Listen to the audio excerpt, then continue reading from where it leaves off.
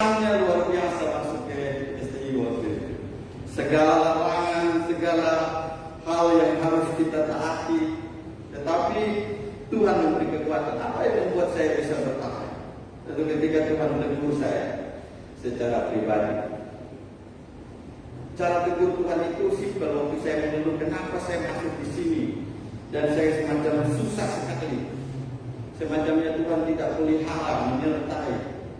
Lalu Tuhan bilang, hanya satu Tuhan tanya ke saya, berapa uang kamu bawa waktu datang ke Bali? Dia bilang hanya 52.000. Kenapa kamu masih hidup? Langsung saya nggak bisa jawab. Dari situ air mata saya mengalir. Saya nggak nangis juga sebenarnya. Oh iya, saya masih hidup sampai hampir 10 tahun dengan uang segitu. Kamu nggak mungkin kalau bukan saya yang pelihara, intinya. Lalu di situlah saya mulai fokus. Dari kalau ada masalah saya bisa melewati karena saya ingat itu. Tuhan pernah tanya kepada saya, berapa duit kau bawa ke sini? Dan kamu bisa hidup di kota besar ini. Kamu bisa melakukan hal-hal ini. Di situ saya tidak bisa komentar kepada Tuhan. Jadi Tuhan selalu ingin menguatkan kita. Setan melemahkan, tapi Tuhan selalu menguatkan kita. Pribadi lepas pribadi. Tuhan memberi kita 5 kekuatan paling tidak.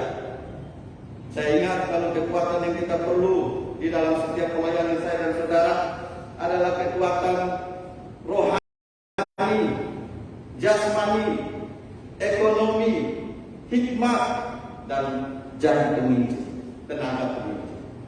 Kenapa 5 kekuatan ini perlu? Karena tanpa 5 kekuatan ini kita tidak bisa melayani dengan baik. Rohani sangat penting. Jangan sampai melayani di daerah khusus setan kita nggak berani. Bagaimana kekuatan rohani kita? Terus kekuatan jasmani harus sehat. Jagalah kesehatan. Walaupun kita jaga, tapi tetap Tuhan yang menjaminnya. Tapi kita juga harus jaga. Memang saya cukup gemuk sekarang. Dulunya saya kurus seperti saudara. Ini ada dosen-dosen saya naik cukup banyak ini. Tetapi tidak membuat saya merasa lemah, tidak. Saya olahraga juga.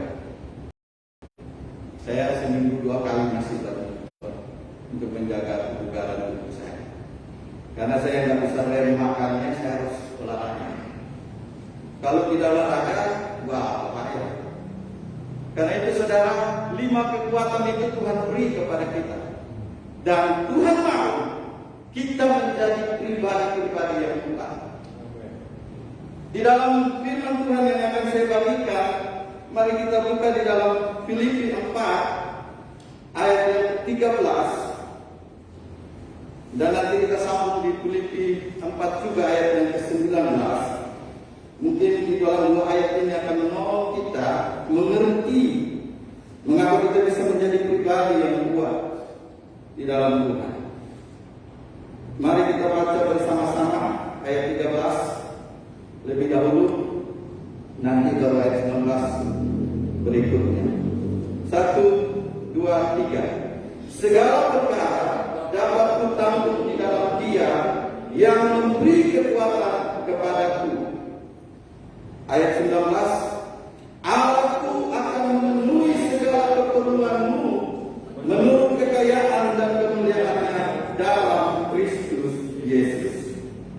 Ini adalah bagian kebenaran yang sangat penting. Memang kalau kita baca dari ayat di atas, bagaimana Paulus menceritakan kekurangan, kelebihan, semua dia menceritakan bagaimana dia melayani.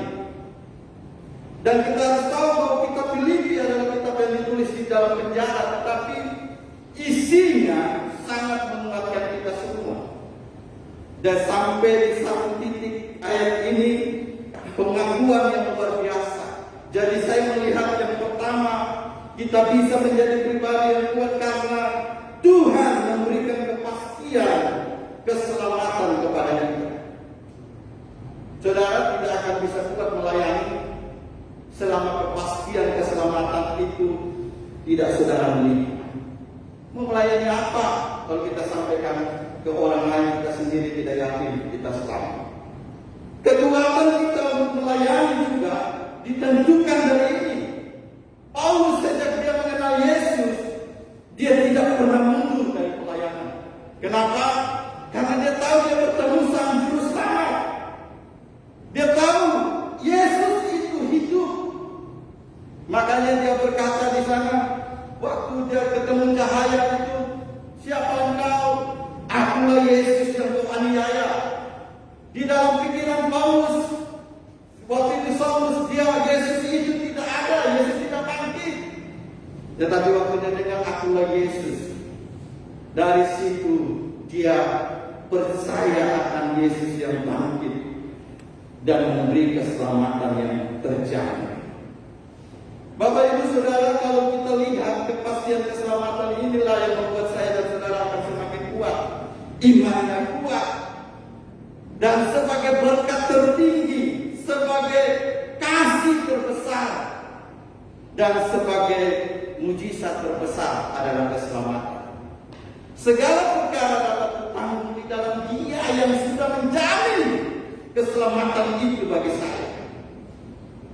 Saudara tidak boleh merasa saya tidak punya kekuatan. Berapa banyak orang merasa bahwa dia tidak punya kekuatan, padahal dia punya Tuhan Yesus yang hidup. Jadi kalau saudara dan saya punya keyakinan keselamatan, itulah yang akan membuat kita selalu kuat. Karena kepastian itu, saya mau setia melayani. Karena kepastian itu, saya mau berjalan di dalam segala kesulitan. Karena kepastian itu. Jadi kalau tanpa kepastian, apa? Sia-sia. Melayani Tuhan sekian tahun lalu tidak yakin. Pada akhir hidupnya saya tidak yakin saya mencapai keselamatan surga. Bapak Ibu Saudara, kekuatan kita harusnya bisa terjadi karena Tuhan sudah memberi kepastian. Masalahnya apakah saudara dan saya ada di dalam Yesus dan Yesus di dalam kita? Kalau Paulus bilang saya dapat sudah di dalam Dia yang memberi kekuatan kepada saya, berarti dia sudah ada di dalam Tuhan yang punya langit dan bumi. Dia sudah ada di dalam Dia yang punya kepastian keselamatan itu, yang sudah dikerjakan, dan dia tidak akan mundur dalam satu pun pelayanan. Hari-hari ini sebentar kita akan pergi ke pelayanan, masih sama seperti dulu Jumat. Saudara harus pergi dengan kekuatan kepastian ini, sehingga orang-orang di lapangan yang saudara ketemu, kita bisa yakinkan mereka akan Yesus. Saya ada di dalam Dia, dan kalau kamu mau, kamu bisa juga dikubahkan. Bapak Ibu Saudara, jadi untuk kita bisa menjadi pribadi-pribadi yang kuat, kita harus mengerti kebenaran ini. Karena Tuhan memberi kepastian keselamatan kepada kita semua. Jaminan itu sudah ada di dalam Yesus, dan Yesus itu ada di dalam saya. Amin. Itu yang pertama kita lihat. Ketika saya ingat film ini, Di Ujung Tombak, saudara sudah pernah nonton. Film ini misionaris yang pergi ke suku Wodani, dan 5 misionaris ini meninggal dalam satu kali turun pesawat itu. Di dalam film itu saya tidak ingat tokoh-tokohnya, nanti saudara sudah pasti sudah ada yang nonton. Dan satu perkataan sebelum misionaris ini berangkat ke penginjilan itu dengan anaknya di dalam film itu. Anaknya bertanya kepada bapaknya, kalau seandainya suku itu menyerang kamu, apakah bapak akan, kan mereka selalu membawa pistol dalam perjalanan untuk jaga-jaga, apakah bapak akan menembak mereka? Lalu bapaknya jawab kepada anaknya, saya tidak akan menembak mereka, karena kalau saya tembak mereka, mereka akan mati dan langsung ke neraka. Sedangkan saya sudah punya kepastian, kalau saya yang dibunuh maksud, nanti saya pulang ke surga.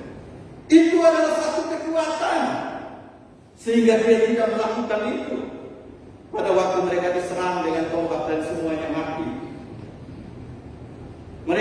berpikir bahwa suku itu belum layak untuk dibunuh. Karena kalau pada hari itu mereka harus dibunuh, mereka akan langsung ke neraka. Bapak Ibu Saudara, itulah kekuatan yang harusnya kita pegang, kita bawa dalam hidup kita. Bahwa Yesus ada di dalam saya di dalam Yesus. Dan kepastian akan keselamatan itulah yang menguatkan iman saya. Inilah berkat tertinggi saya. Inilah kuasa. Inilah segalanya yang terbesar dalam hidup saya. Jadi Bapak Ibu, kita semua punya kenyataan itu. Maka kita semua akan benar-benar menjadi pribadi yang kuat di dalam Tuhan. Kepastian keselamatan akan membuat kita tidak lemah. Kita akan berani berhadapan dengan semua orang. Karena orang kaya, orang pintar, belum tentu mereka mengerti keselamatan.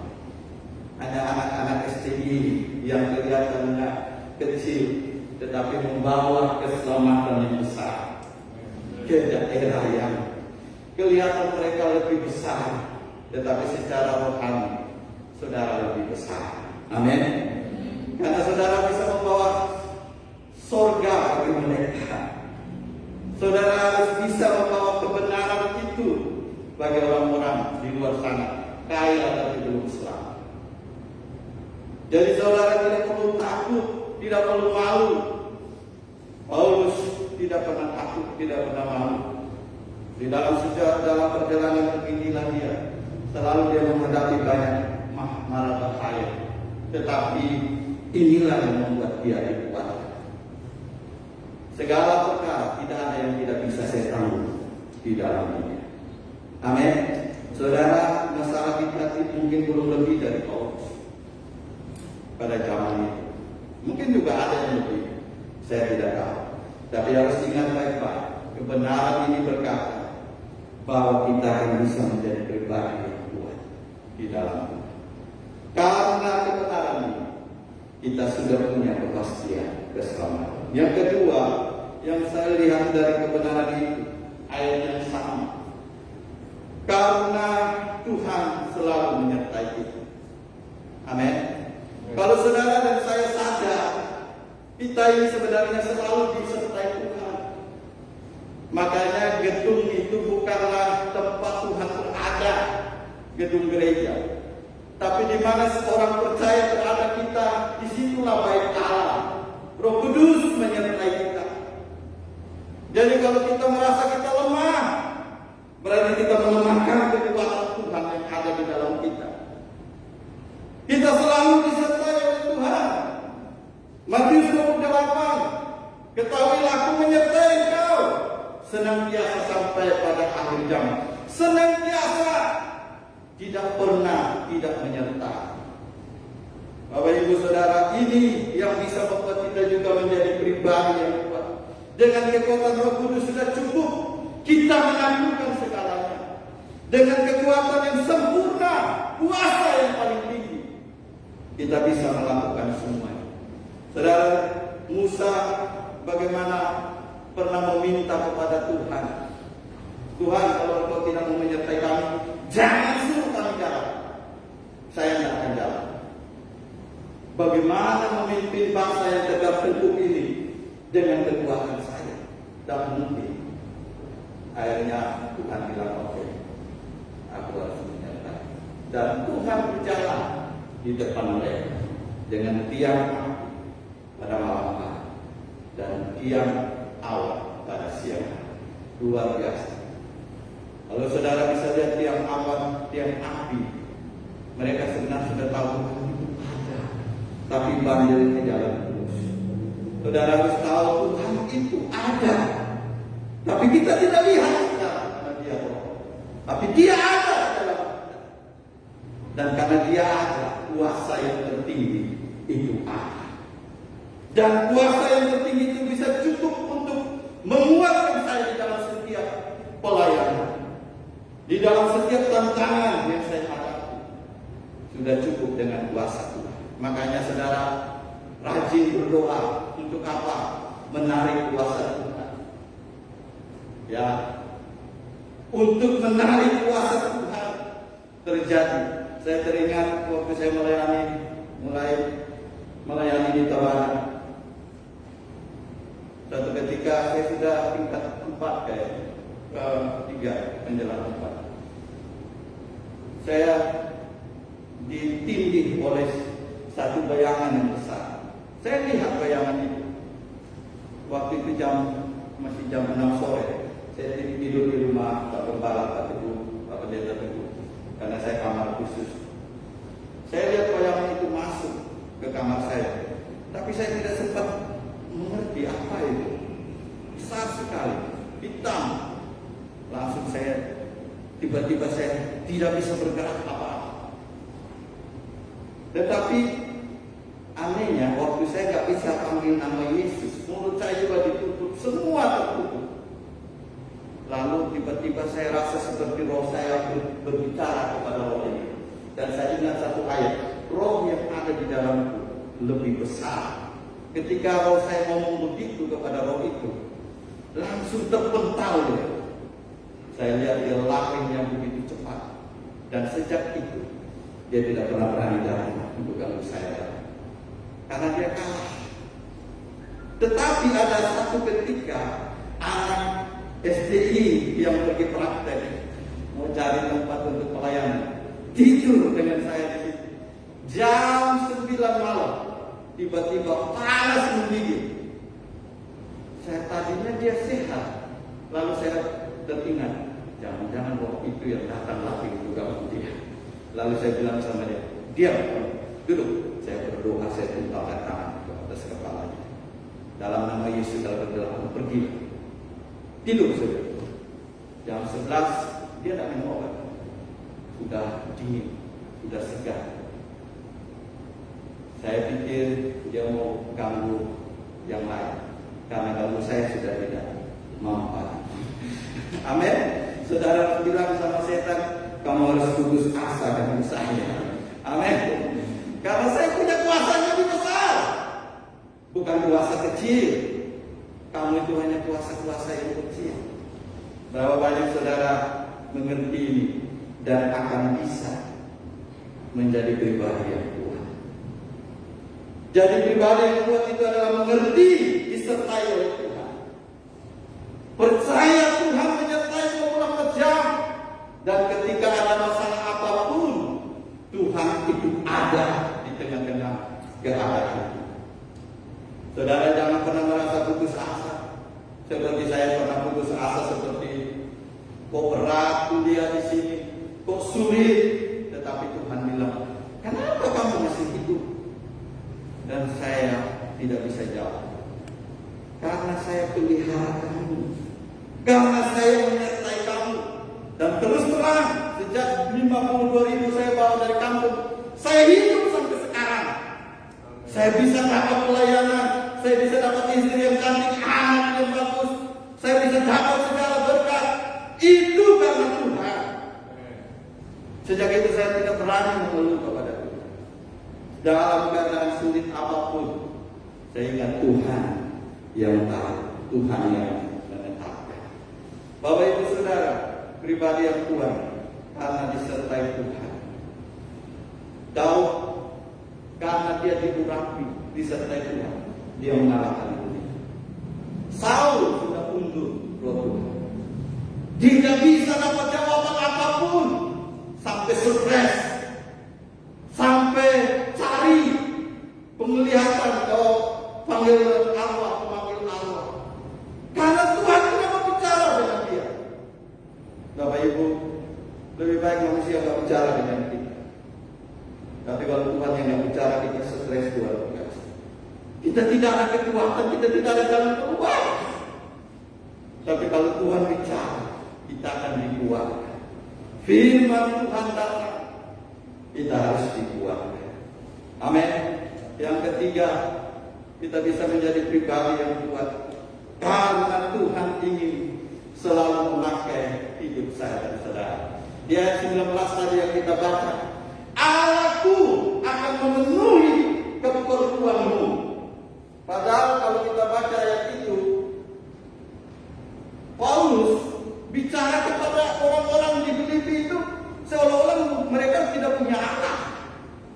Allahku, Allah yang sudah berjalan dengan saya, yang saya percaya Dia akan memenuhi keperluan-keperluanmu. Apa keperluanmu, hai jemaat Filipi? Sembuh, sehat, diselamatkan. Allahku akan sanggup memenuhi keperluanmu. Berapa banyak kita kalau pergi ke lapangan, kita harus berkata begitu kepada orang-orang. Allah yang aku sembah akan menolong menyelamatkan kamu. Allah yang aku percaya beberapa tahun yang lalu yang menyelamatkan saya akan menyelamatkan kamu juga.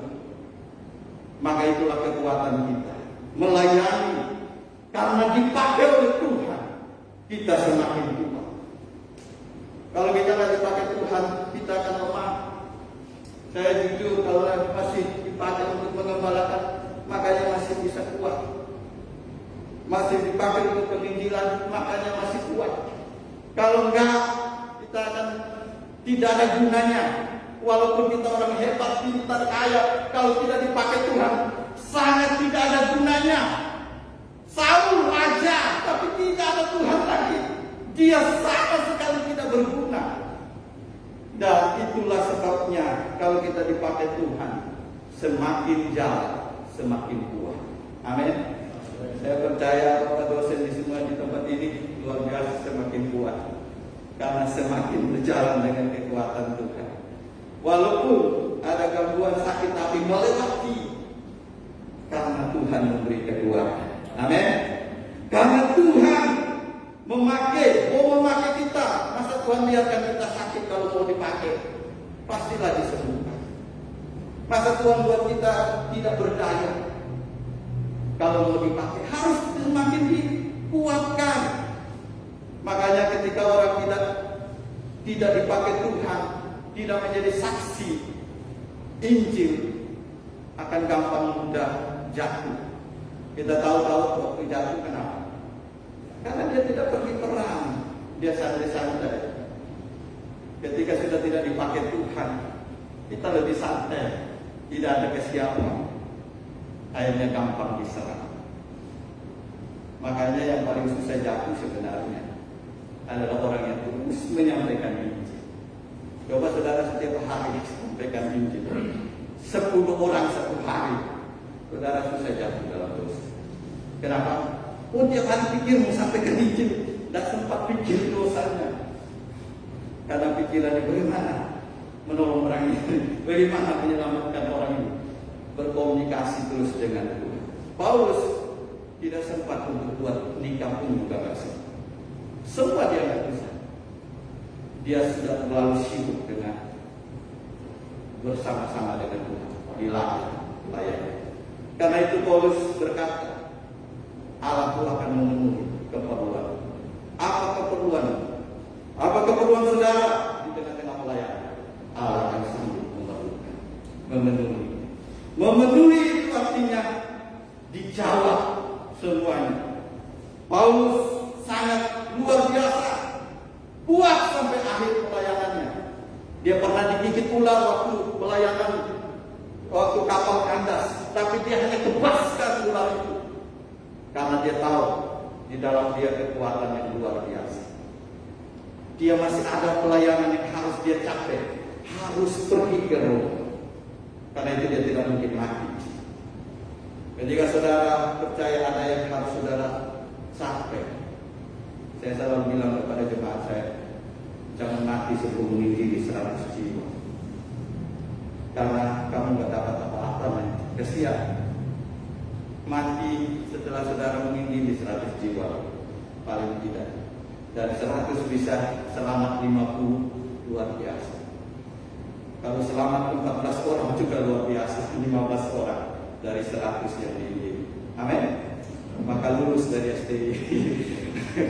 Saudara injili setiap orang dan akan lulus. Tapi syukur saudara diberi kesempatan oleh STI untuk mendapat berkat di surga. Amin. Jangan anggap itu sebagai beban. Anggap itu sebagai kesempatan Tuhan memakai saya menyelamatkan orang ini. Tuhan memakai saya untuk menyampaikan memberitakan Injil ke orang lain. Dan itulah berkat sampai kepada kekekalan. Saudara, Tuhan tidak tanya berapa uang kamu ada di dunia ini. Tidak ada.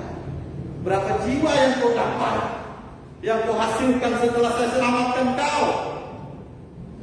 Bukan berapa mobil, berapa banyak yang kita punya. Semua itu tidak ada dibanding dengan jiwa yang diselamatkan. Karena itu Alkitab dengan keras berkata bahwa Tuhan bersuka cita di surga malaikat karena ada satu jiwa yang diselamatkan. Amin. Saudara mau menjadi orang-orang yang membuat surga bersuka cita karena dipakai oleh Tuhan, karena Tuhan menyertai saya dan saudara, karena Tuhan sudah memberi kepastian lebih dahulu kepada saya dan saudara. Tuhan menyertai dan Tuhan memakai kita. Ketika Tuhan memakai saya dan saudara, kita tidak menjadi orang yang lemah. Kita akan menguatkan banyak orang. Saya percaya dan kita lihat barang-barang yang sering dipakai pasti dirawat, pasti dijagai, pasti dibuat bagus karena sering saya pakai. Kalau yang nggak sering pakai berdebu, ada satu sepatu saya yang nggak pernah saya pakai, kasihan saya. Ketika saya mau pakai, dia sudah kotor sekali. Tapi kalau yang sering saya pakai, dia tetap bagus. Berapa banyak saya dan saudara adalah orang-orang yang akan dipakai Tuhan, selalu dipakai oleh Tuhan untuk memuliakan Tuhan. Jadi biarlah kita semua menjadi pribadi-pribadi yang kuat, karena Tuhan mau.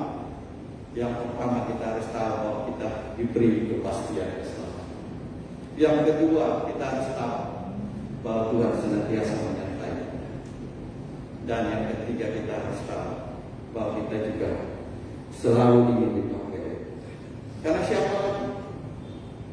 Siapa lagi kalau bukan kita yang sudah tahu keselamatan, yang sudah tahu siapa Tuhan? Kitalah yang akan dipakai diutus. Saudara tahu Filipus diutus kepada Sida-Sida karena dia tahu Injil. Dia dikirim untuk menginjili Sida-Sida dan memenangkan Sida-Sida. Bapak Ibu Saudara, kalau saudara siap, Tuhan juga siap pakai. Kalau Tuhan sudah siap pakai, kita orang yang biasa sekali, tapi akan menjadi luar biasa. Karena di dalam kita ada Allah yang luar biasa. Mari kita tundukkan kepala kita berdoa. Bapa, terima kasih buat kebenaran. Biarlah segala perkara dapat kami tanggung di dalam Engkau. Karena kami dikuatkan oleh Engkau. Karena Engkau menjamin keselamatan bagi hidup kami. Karena Engkau menyertai kami. Dan karena Engkau memakai kami. Kami pasti kuat di dalam seluruh kehidupan kami. Kalau Engkau melakukan ini kepada kami. Kami bukan orang-orang yang akan lemah dan hancur. Tetapi karena Tuhan menjamin segalanya, Tuhan memakai kami akan bisa melakukan segala perkara dapat ditanggung di dalam Dia yang memberi kekuatan. Bahkan kami juga akan bisa pergi dan berkata kepada banyak orang, Allahku akan memenuhi keperluanmu. Apakah engkau sakit, apakah engkau lemah, apakah engkau butuh keselamatan, maka Allahku akan menyelamatkan engkau. Biarlah kami semua menjadi orang-orang yang selalu dipakai Tuhan, sehingga kami kuat memuliakan Tuhan senantiasa. Dalam nama Yesus, genapilah firman kepada kami semua. Haleluya. Amin.